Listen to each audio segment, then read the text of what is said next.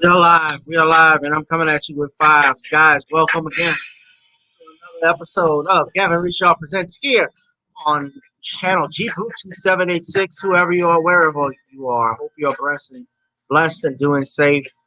We are right now, I'm waiting for our guest to appear, Attorney Ron Healy for the family of Quawan Bobby Charles. That's right, we're not going to let this one die down.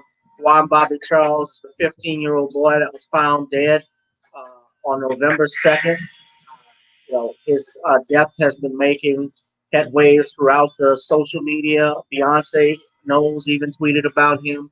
It has basically struck a chord with the nation because many people are worried about what happened to this young man and to this child, rather, at 15 years old. They're calling his death a likely drowning, but the family does not believe it. I don't believe it either. Many people do not believe it.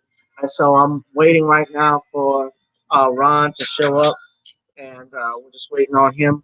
We'll get started in a second. And speaking of which, okay, I see, that's it, guys. What's up, everyone? I see our guest is here now, and I won't waste too much time. Please give a warm welcome to Attorney Ron Healy. Ron is a friend of mine. I was grateful that he's able to come here, especially after a long day of jury selection. Um, but Ron has been very busy. Of course, Ron, you're the attorney also for the Trail for Carolyn matter that happened in Lafayette, that happened this past summer.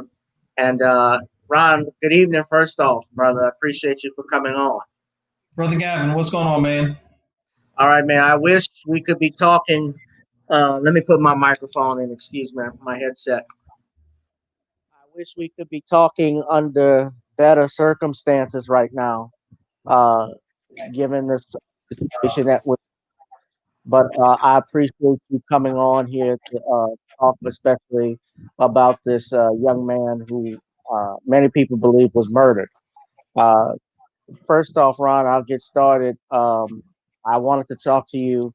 Tell everybody first off about your practice. I want people to know my guests, just so that you are. I know the licensed attorney here, but tell everybody your practice and how long you've been an attorney.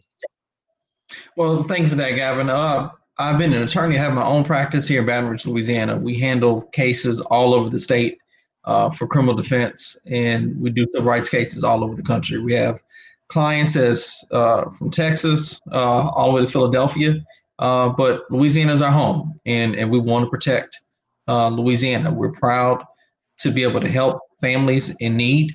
None of these cases are easy. The hardest thing to do is to walk into someone's living room at literally the lowest point or one of the lowest points of their lives and try to give them a ray of hope, a flashlight for the fog that they're in. Yes. So, that's what we do. We have handled a plethora of high profile cases over the past 3 years as it relates to just strictly civil rights type cases. Trayford Pelham is one of our more recent ones. The Celestine twins out of Lafayette is another. Modesto Reyes, Tramal McGee. But it doesn't matter whether it's something that gets national attention or no attention. Injustice is injustice, and we're here to fight for what's right, regardless of the headlines. Most definitely, and I know you as a man that fights, having worked with you as well as an attorney and watched the cases that you've handled and so forth, Ron. I do want to, before I go into what happened with Bobby, I want everybody to be familiar, though. If you could tell us some things about Bobby, because you represent his family, not just him, but his family as well. But tell everybody about Bobby. I take it he was a typical teenager. Man, young kid developing into manhood. One of the last conversations he had with his dad. He's a little guy, like I was. Hell, I ain't big now, but I remember being the scrawny kid in high school. Trying to lift weights, trying to drink the protein shakes to build that muscle mass that never Yeah. that never Prayers came. and vitamins didn't work. So that that describes him. He was a quiet young man, but had a keen sense of humor that those who knew him closest, family, raved about his sense of humor for someone to be so quiet. Right. Most definitely. Well, I'm sorry about that. I got something playing in my ear. Uh, yeah. Well, yeah. It sounds like a typical, like most kids are these days. I think that when it comes to just playing around and so forth, and he's 15 years old, so he had his whole life ahead of him. And it's just I really feel for his family right now. How are they doing during this time? I can only imagine it's devastated. They are devastated. Devastated would be the appropriate word. Lost is another word because Yeah. it they're going to bury Bobby Saturday, and all likelihood they will not know by the time they bury him how he actually died, what led up to his death. Likely, those who are responsible for it would have not been arrested by then, and that's tough. Gavin, we know from being Southern Louisiana boys that we're around the same age, so I'm sure we've had our share of losses, not as much as our parents and elders have, but we've seen a thing or two. And I know within my family that we try to get the homegoing services taken care of pretty quickly because that's a big part of the healing process. Right. Whether somebody's murdered or died of natural causes, whether somebody is young, whether somebody's old, that's what we tend to do. And being a New Orleans boy, you know what I'm talking about. You know that Right. this thing is fixed, is done within a week, real fast within our culture. It would have been 3 weeks before they buried Bobby because they had to get an independent autopsy Right. because they weren't getting the answers. That Right. only prolongs that closure. And, the fact that they don't know how he died um, is insanely cruel to them to bury their baby without that knowledge. Listen, parents that have lost kids, it's never an easy thing, but to not know how the hell it happened and then have to put them in the ground, man, that's tough. Right. I can only I remember when my aunt died. My aunt was in her late 50s when she passed away from complications with diabetes.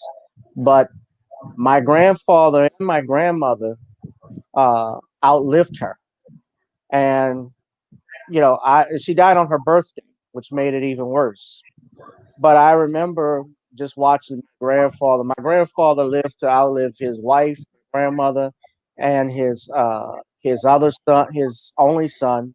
He outlived three people. He also outlived a couple of his brothers.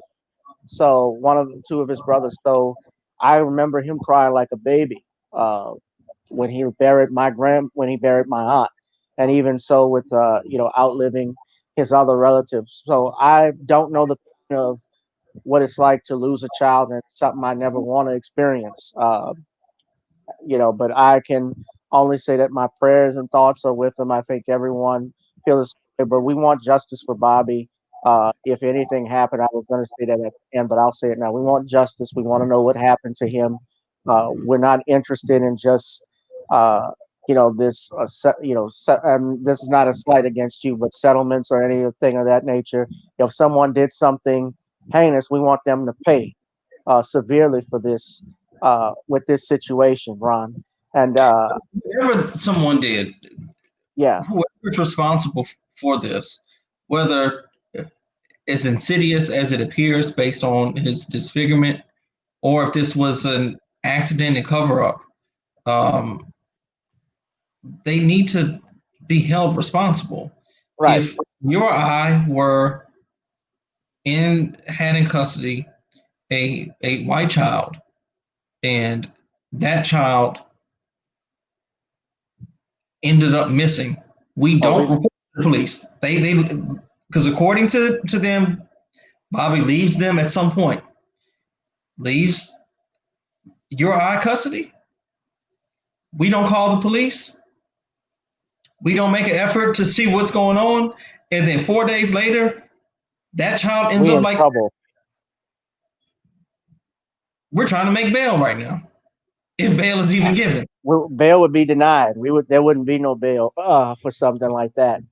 Uh, Let me just show everybody this, Ron, and I want you to go over this. This is a report that came out from WAFB up there in Baton Rouge, my stumping grounds, my old stumping grounds here. That says Quawan Charles' disappearance didn't meet Amber Alert criteria. I want to play the video, and then I'd like for you to chime in if you could. To investigate the death of this teen, Quawan Charles, but his family believes officers need to do more. Earlier this month, the 15-year-old's body. All right, it keeps stalling. Let me try and restart it. Hold on. I don't know what's going on. Detectives in the Lafayette area continue to investigate the death of this teen, Quawan Charles, but his family believes officers need to do more. Earlier this month, the 15-year-old's body was found in a sugarcane field 30 minutes from his home. When Quawan's family reported him missing, they say police brushed off their concerns and speculated he was at a football game. They believe race played a factor. Most definitely, because they didn't notify the media, they didn't notify the community. The coroner's office says the teen likely drowned and had no injuries before his death. They also ruled the wounds on his face happened after his death and were likely caused by. Okay, I couldn't catch the end of that, but basically, for those that heard, the police have stated that the criteria, their story wasn't met for an Amber Alert to be called in regards to Bobby's. Ron, why don't you tell everyone, because I kind of went over it last time, but what is the criteria for Amber Alert and why you think and of course you believe it should have been called anyway, because from my understanding too, Bobby, when he went out with this woman, I believe her name is Janet Irving, and her son, he was not supposed to leave the house. Is that right? I don't know if he wasn't supposed to leave the house, but his parents damn sure didn't know he was gone. Okay, yeah. 15 years old, you don't get to go. I didn't get to go in Rome as I wanted to without my parents' permission. And getting to know Kenny and Roxanne, I don't think they played that either. Yeah, somebody wrote, don't over 2,000 kids go missing every day in America. That's 40 kids per state per day. When was the last time you remember an Amber Alert in your state? Well, I get Amber Alerts for somebody that's missing in my local, in the local area and so forth. I had them a lot when I was in Baton Rouge. I noticed I got notifications. So I don't know what he's going with that, but let me say this, and I'm saying this for Bobby and all of the missing children in this state, in this country. The hell with the criteria. The hell with it. We're talking about kids. If it is a 1% chance that a Quawan Bobby Charles can happen, you do all you can to put your resources into making sure that kid's found. Right. And if he's at a friend's house playing video games and that's it, well, great. That's the best possible result. But the utter tragedy, the possibility of utter tragedy happening you take that chance. But let's go a little bit deeper, Gavin. You see, it's easy to say, well, one, let me say this.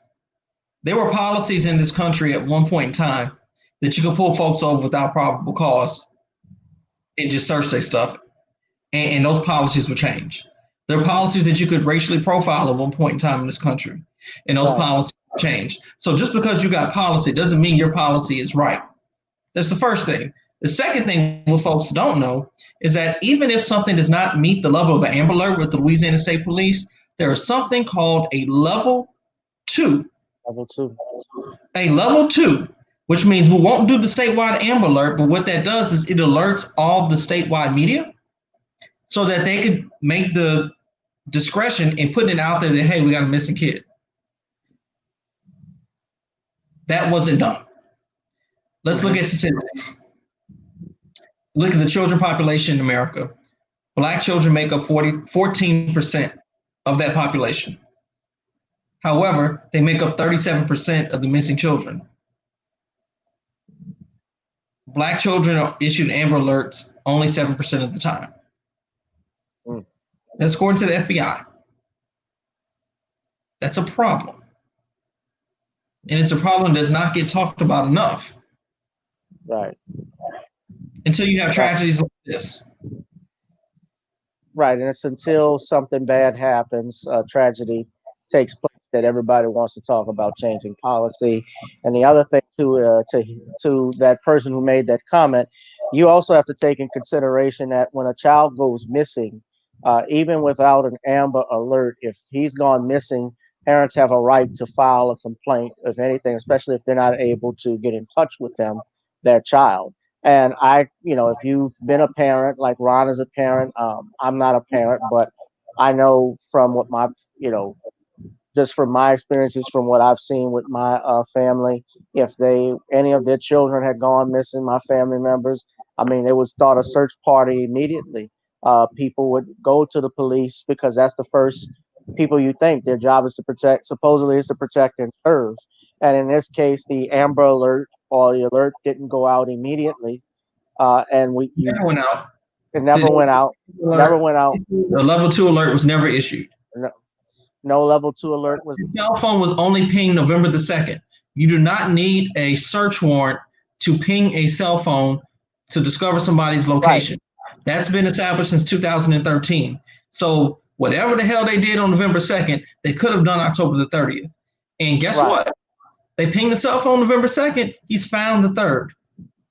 We don't know if they put those resources at bay on the 30th. Could there have been any intervention to prevent what happened to Bobby? Because there's a presumption that all this badness happened on October the 30th. Right. We don't know what happened from October 30th until. So we don't know the exact time of death, Ron. Like when it happened. My independent autopsy was not able to discover that. We're hoping that was the case. The coroner's report does not indicate. It just indicate the time they found him, and he was pronounced dead. Right. Of course, I don't. I happen to see the picture, obviously, of Bobby on the GoFundMe page. I don't want to share that again because it's very gruesome. I'm sorry? You can't unsee it. It will change you to see a child in such deplorable conditions. Right. And from looking at it and what they're describing, he said this, I've been in the sugarcane fields. Well, I haven't been in the sugarcane field physically, but I've been around there. Especially in those river parishes like Iberia, Franklin, Point Coupe, so forth. There is not a lot of water around there except maybe about at least a canal, or a little, not a canal, but a ditch. That might be that it's about maybe 1 to 2 feet at least. You're right. I find it hard to believe, while we don't know exactly how even if they said he had water in his lungs and called it a drowning. I was looking at the letter from the initial Iberia Parish coroner, and they said a likely drowning. We still need to know, how did he get there in the first place with no car? Doesn't drive, I take it, being that he's 15. He was last seen with these two individuals, and I still don't know exactly how he ended up there. And how many miles was this from his home? 28. 28 miles. So I mean, on to drive 28 miles is about over 25 minutes or so, roughly. So it's not depending on how fast you go, but walking distance is a long way. So I 7 hours, can't 11 minutes 7 hours, from house to house. house 7 to hours, house. 11 minutes. Right. So I can't imagine this child walking to what reason he walked to a sugarcane field. So somehow he got there. Somebody went there with him. I like you said with the picture, I don't want to share it, but it's something that you can't unsee when you look at it. I know that I believe it's his sister or cousin who pointed Cousin. out, that uh, there was knots, and his mother as well, I think, pointed out that there were bumps on his head, knots, I would say. It seemed like there was some type of physical altercation, although the coroner is saying, well, it happened afterwards. It happened afterwards. And my thing is, how do you know it happened afterwards? This is the same coroner in Victor White's case that said, although he was handcuffed Right. with his hand behind his back, that he shot himself. Let's not forget, because the coroner's right. And let's also mention to the people out there who are watching, the coroner is an elected position. And like with George Floyd, I think everybody remembers this. When George Floyd died, and we saw it on video, and we saw he was struggling to breathe when the officers were laying on top of him. They also said when they did his autopsy, the coroners were trying to say, well, he had heart disease of some sort that led to that, and hypertension, and he had drugs in his system. But that does not mean, from looking at that video, it told a different story. And of course, they had to have a second autopsy who ruled it. That second medical examiner, he ruled it a homicide. So it's clear that many of these autopsies that take place from these coroners, there is also some type of, I dare say this, some type of political connection that they have when they make decisions like this. This is my opinion on that. I don't practice so much in Iberia Parish, so I don't care. But it just seems odd.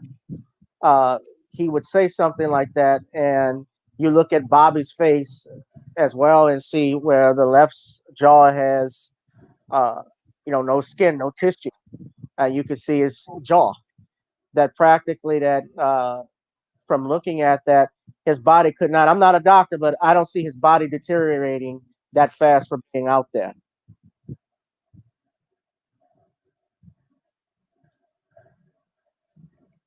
You can talk, Ron. I mean, I'm just nodding at you, man. It's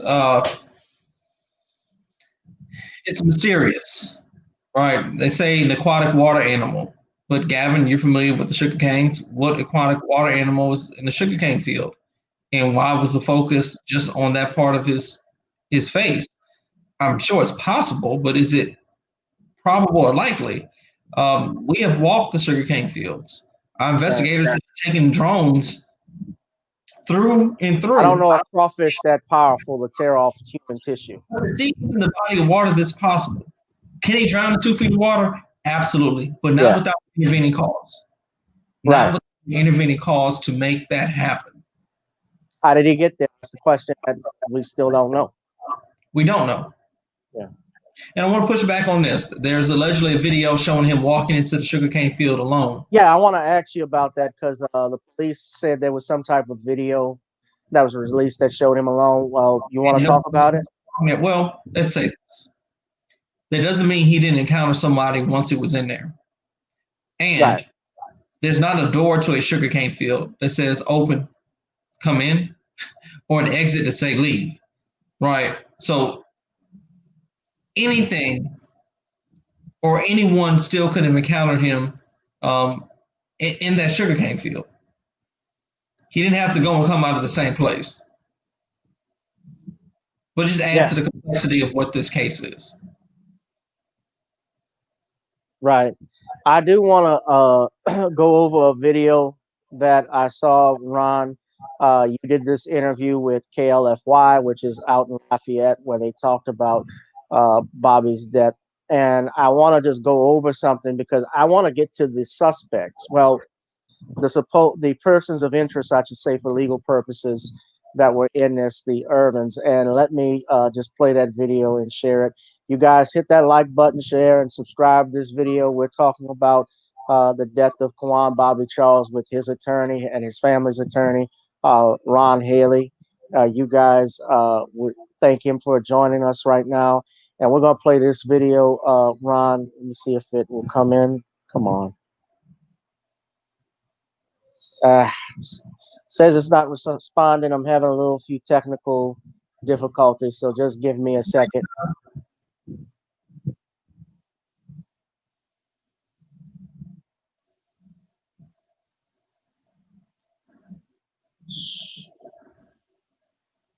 All right.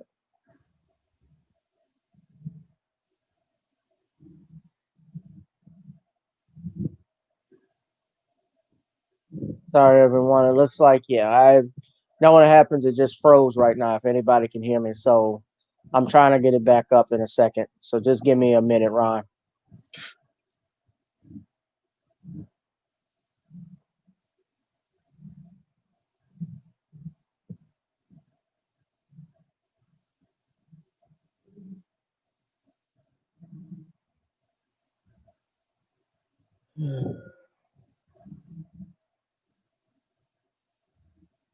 While you're doing that, I want to make this point to your viewers out there. Go ahead. This case is very much multi-layered. There is the mystery about the death of Bobby, on how this came to be, but there's a broader conversation that needs to be had in regards to the value of Black kids' lives. That is a very real thing. Those statistics that we read were very much real. And, we are going to demand that the threshold of alerting the public be lowered when it comes to searching for children, all children. Children are to be protected. And again, I know what it was like to be a teenager. I understand you always don't necessarily listen to your parents. But when authorities are called because they're not where they need to be, even if 99% of the time you're able to find them and get them there, to back home into safety, into possible punishment once they get there, that 1% chance that a Bobby can happen, you put your resources into that. Beyond just, the death of these kids, child sex trafficking is everywhere. And you have to understand that the reason why it's so prevalent is that folks don't know when kids go missing. They don't. And so these thresholds have to be lowered. And we're going to demand that. We're going to demand that we take another look into those, so that another Bobby Charles doesn't happen. Another little girl, regardless of her color, isn't subjected to the sex traffic trade. But we're getting awareness out when these kids go missing. Right. All right. So most definitely, Squeaky says, very good to meet you, Attorney Haley. Of course, we wish under better circumstances. This is the video that I wanted to share with everyone and talk with you with Ron, because you're featured in it. Details. Oh, come on. This was starting. One Bobby Charles continued to unfold. Great. You guys, I'm trying to make this load right quick, but it's just going to take maybe a minute or two, Ron. But you guys hit that like, share, and subscribe button on this channel. We're talking with Attorney Ron Haley about the death of Bobby Charles. Also, if you would please like this video, share it.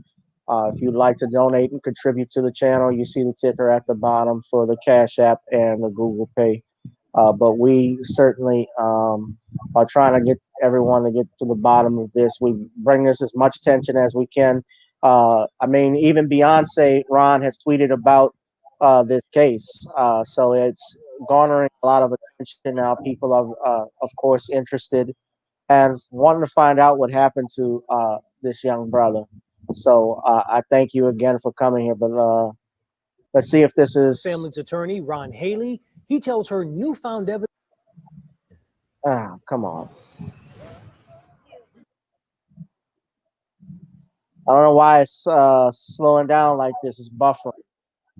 Let me try and restart it.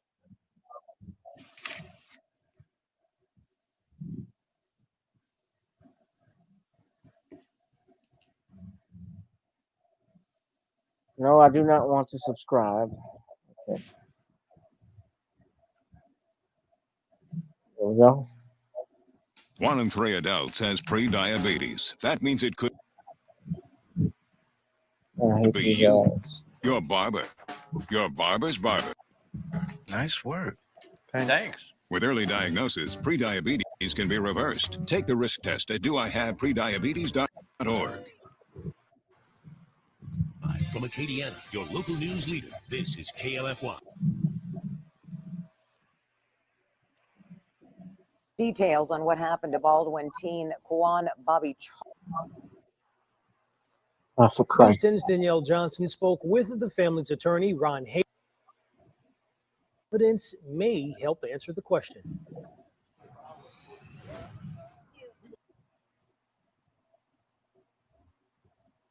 Parish courthouse where residents and family are justice for Bobby Charles and his mother call, leading her deeper into what could have happened to her son.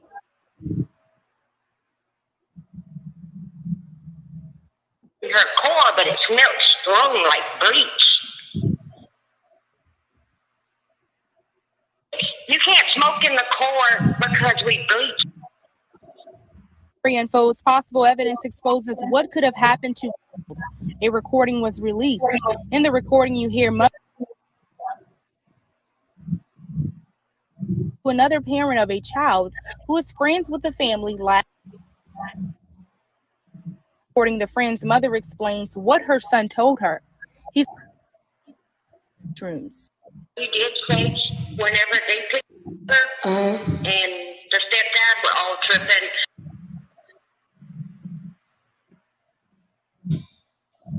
Those ones that are poisonous. In the recording, the friend also reveals what he heard about the location. From what I can understand, he told my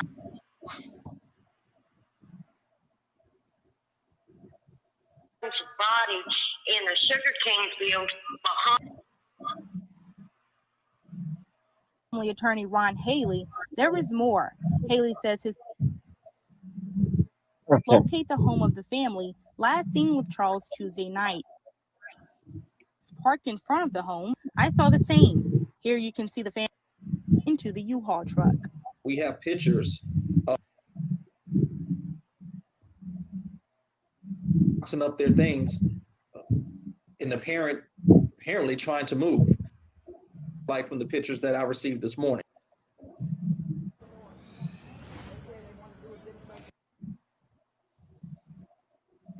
Team felt comfortable with releasing that audio track because all of it sound consistent and it's all matching up. I also spoke to the homeowners when I went to the property today. They refused to interview. For now, in Iberia Parish, Danielle Johnson, KLFY News 10. Danielle, thank you. Continuing. All right. Yeah. So I know it was a bit choppy to hear that, but that was I wanted to talk about this. Oh, sorry, let me turn this. I get these. I still hear the ad. Okay. But yeah, but of course that was Ron. That was the interview you did. I know it was choppy, but there was an audio recording apparently of a friend, I guess, that called the Charles family and told them about how they smelt bleach in the car. I have these. I have a question. This couple, that family, and there have been pictures of Miss Irvin on the internet with her mugshot and so forth. To your knowledge, have they been interviewed by the police? We believe they've been interviewed, but no arrests, no warrants have been made. Okay. Well, from what you saw from the video footage that you got, it appeared, and of course, we can only make inferences. But when you have a U-Haul truck parked outside of where they're moving things, it looks like somebody is leaving town. I'm just saying, if you have something like that, again, and then with the audio recording, of course, that person remained anonymous, but they went into the car and they smelled the odor of bleach that this person was driving in. That person's son did. Okay, that person who's there did, yeah. So so I think some people want to know is, what I want to know is your opinion of police department. Do you feel, because I saw earlier today the police officers talking about the police chief spoke, saying that they were going to leave no stone unturned in this and they will get to the bottom of what happened and leading the charge. Do you feel confident in their efforts? If the efforts to find him match the efforts to solve this crime, then no. We would hope the attention that has garnered from this will make this a priority for them, the way that it was not a priority for them when he was missing. Listen, we want answers, we want the truth. It's not about who races and gets the answers. We have independent investigators on the ground. We're willing to share what we find with law enforcement. We want justice for him. So this is not about who gets the pat on the back of solving this crime. We just want the damn crime solved. And those who are held responsible be held responsible. Right, most definitely. And that was Iberia Parish Sheriff Tommy Romero. That's again from KLFY.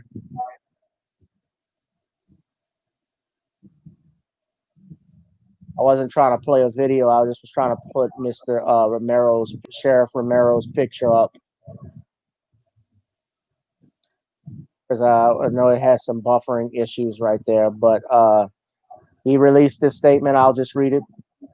He said, "I want to assure the public that I and my team are doing everything we can and following every lead to gather evidence into what happened in the untimely death of Quawan Bobby Charles. Any loss of life is a tragedy, and that it is especially true when it is a young person. Although we believe it is important not to compromise any part of our investigation, we are prepared to release some details so that the public can be assured we're not resting in our effort to find the truth," said Sheriff Romero. Of course, there's more. I'm not going to read exactly all of it, but I will post a link for everybody that is interested. Let me see if I can also post the link, so everybody would like to. Is the GoFundMe page, Ron, is that still up? It is. Okay, that was for the independent autopsy and investigation into his death. All right, I will. We could go ahead. I'm sorry. To try to find out what happened. Any experts we need to hire, any additional investigators we need to put on the ground, we're going to bear no expense to find out what happened to Bobby. Most definitely, we should spare no expense in finding out what happened. I'm actually going to the link right now so I could post it, and so that everyone can go there if they want to share or contribute to the GoFundMe page for the family. Of course, I'll put the link up for everyone in the chat description. It is his picture is juxtaposed with that of Emmett Till, and we know the story of Emmett Till, a young black boy that supposedly whistled at a white woman and was murdered. But of course, now we know, Ron, as many people may have heard, that the woman who said this, who is still alive, Carolyn Bryant, she said it did not happen, that part did not happen about him whistling. at a white woman, and even so, it didn't justify obviously his murder, and it's basically too little, too late for an apology. By the way, and I'll just put this out: if Bill Cosby is in jail for allegedly or supposedly sexually assaulting Andrea Constant at 83 years old and blind, and if Carolyn Bryant, I believe, should have been tossed in jail for being an accessory to first-degree murder because she contributed to this boy's kidnapping and death. I want to throw that out there. But I've put the GoFundMe page link in the description. We appreciate that. That's no problem. And I want to contribute. Let me do this because let me take my ticker down and let me put the GoFundMe page up because I don't want anybody to contribute to me tonight because this is about Bobby. So I'm going to leave that in there so that you guys can go and contribute to his family and support him. Ron, are there some other things you want to say before we leave? I did want to, I guess, show everybody Miss Irving. Well, this is on heavy.com. This is the woman supposedly this was the woman that was the last person supposedly saw him alive. I'm only saying that for legal purposes. Well, we don't know if she's the last person that saw him alive. We don't know that. But we know that she picked him up without his parents' permission on Friday, October 30th. Right. She picked him, with her son. And that's her right there. So I've actually shared this before, but I'm gonna leave the link to the GoFundMe page up so everybody can contribute to this. But Ron, if you have anything last you want to say, I'll give you the last word. Listen, we just appreciate everyone who's shown support, who agreed to elevate this cause around the country and around this planet. The family needs your prayers. They need your support. They need your hugs, whether in person or virtually. This is a tragedy. This is a tragedy like I have not seen. I do a lot of work in this field. I want to say Godspeed to the activists on the ground that are risking their neck and lives at times to fight for justice cause. But in closing, thank you. Thank you to everyone who is a part of this conversation and part of solutions to get answers for Bobby. That's right. Justice for Bobby Charles, Quawan Bobby Charles. We are not going to let this story slide under the rug. We demand justice, we demand accountability, and we demand action. And this, again, is frustrating that I have to talk to you, Ron, under these circumstances. We wish they were happier. Send the family, Mr. and Mr. Charles, Mr. and Mrs. Charles, my love and my condolences, and I will contribute to the family any way I can. If you ever want to come back on, you have an open platform. Ron Haley, attorney for the family, the Charles family guys. Y'all give him a round of applause in the chat for coming on, and send your prayers to him as he struggles or he fights, I should say, for this family and getting answers. And what I would say too is, don't let up on this, and this is to everyone that's watching. There are ways you can contribute. You go to the GoFundMe page and contribute to him in that link. Also, flood the sheriff's office with calls and letting that this will not be swept under the rug. I remember when Ahmaud Arbery happened, Ron. I wrote letters to the sheriff's department demanding that an arrest be made, as well as others. We had brothers like Brian Ponder out in Atlanta, Georgia, who demanded something because everybody saw from that video that this man was clearly murdered in cold blood, regardless of what he was doing. I don't care if he could have been trespassing or not. That didn't warrant what happened to him. And certainly nothing of this kind warranted anything that happened to Bobby. This was a kid, a typical teenager who I see my cousins, I see my nephews, I see myself. That could have been me in that situation, and I can only feel for him, and so forth. I do want to mention, since I'm bringing this up, one last thing though about his cell phone. Uh, they had the police when the family went to give a report of him missing. The police had his phone number. Correct? They gave that to him so that they could track it. Right, and it wasn't done until November 2nd. So all they had to do, if they wanted to do it, was he was reported on October 30th as missing, or was it the next day? It was October 30th. So if the police department, and this is the Iberia Parish sheriff they went to, or was this Franklin? Baldwin City Police first. Which police first? Baldwin City Police first. Baldwin City Police. So Baldwin City Police could have just done a simple ping, found out where he was, and They could refer to somebody else. Yes.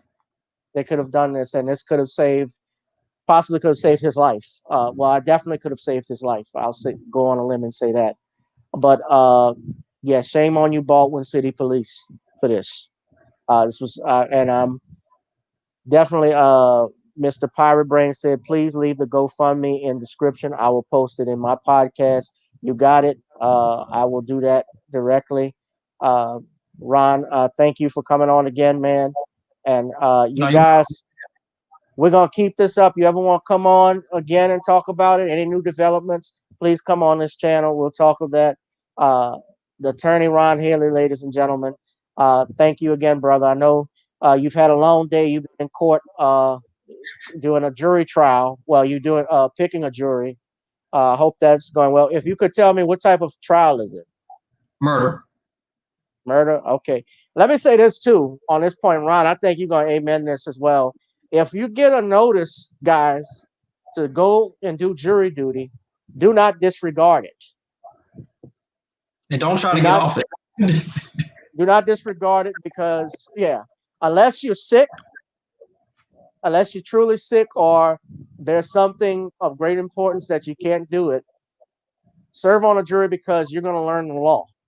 Most people, try to avoid, especially our people, sometimes we try to avoid jury duty because we don't want to be with them people. We hate messing around there. Well, if you're not serving on a jury, then you're hurting yourself,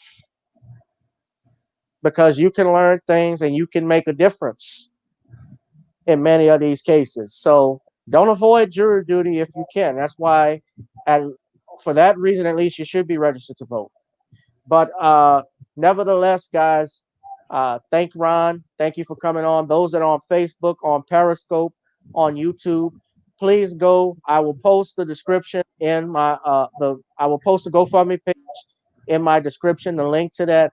Contribute to the family in any way, shape you can, because we're not going to let this die. Like I said, and Ron is welcome to come back on anytime. This has been another episode of Gavin Reshaw Presents. Ron, thank you again, brother. Take care. All right, guys, be safe, be blessed. That was attorney Ron Haley. Be safe, be blessed, and I'm out. I'll holla. Peace. Justice for Bobby.